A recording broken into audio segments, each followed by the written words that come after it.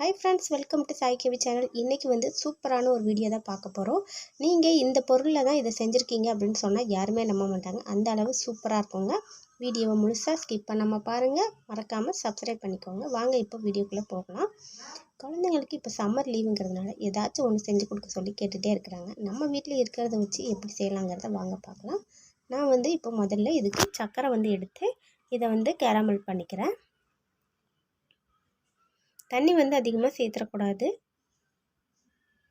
இது கலர் மாதிரி நல்லா வந்து ஒரு ப்ரௌன் கலரில் மாறும்போது நம்ம எந்த பாத்திரத்தில் இதை செய்ய போகிறோமோ அந்த பாத்திரத்துக்கு மாற்றிக்கலாம். பாருங்கள், நான் வந்து மாற்றிக்கிட்டு இதில் வந்துட்டு ஒரு 6 ரஸ்க்கு வந்து எடுத்திருக்கேன். நீங்கள் இதுக்கு பதில் ப்ரெட்டு கூட நீங்கள் எடுத்துக்கலாம். நான் வந்து இன்றைக்கி ரஸ்க் இருந்ததுனால இதை வச்சு ட்ரை பண்ணேன். ரொம்பவே நல்லா வந்துச்சுங்க. குழந்தைங்களுக்கு இந்த மாதிரி ஒரு ஹெல்த்தியாக நம்ம செஞ்சு கொடுக்கலாம். இது மட்டும் இல்லாமல் என்னோடய சேனல் நிறைய வீடியோஸ் இருக்குது. ஸோ பாருங்கள், சப்போர்ட் பண்ணுங்கள். இப்போ இதை நான் வந்து அரைச்சி எடுத்துக்கிறேன். அது கூட பார்த்திங்கன்னா அரிசி மாவு வந்துட்டு ஒரு சின்ன கப்புக்கு 1 கப்பு வந்து எடுத்திருக்கேன். அது கூடவே சர்க்கரை வந்து சேர்த்துக்கிறேன். 2லேருந்து ஒரு 3 ஏலக்காய் வந்து சேர்த்துக்கலாம். இப்போ இது கூட பார்த்திங்கன்னா பால் வந்து சேர்க்க போகிறேன். அதையும் சேர்த்துக்கலாம். இப்போ நல்லா நைஸாக அரைச்சி எடுத்துக்கலாம். அவ்வளோதான், இது வந்து அரைச்சி எடுத்தாச்சு. இப்போ நம்ம வந்து ஒரு கப்பு வச்சுருந்தோம் இல்லையா கேரமல், அந்த கப்பில் வந்து இதை சேர்த்துக்கலாம்.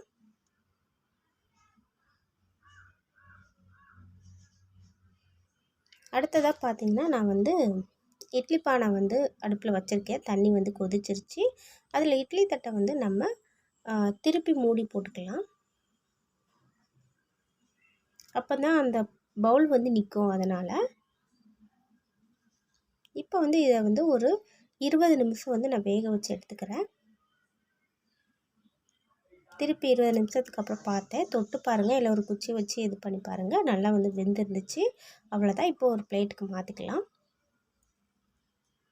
பார்க்குறதுக்கு அவ்வளோ அழகாக இருந்துச்சு. இதை பார்க்கும்போது கண்டிப்பாக குழந்தைங்க விரும்பி சாப்பிடுவாங்க.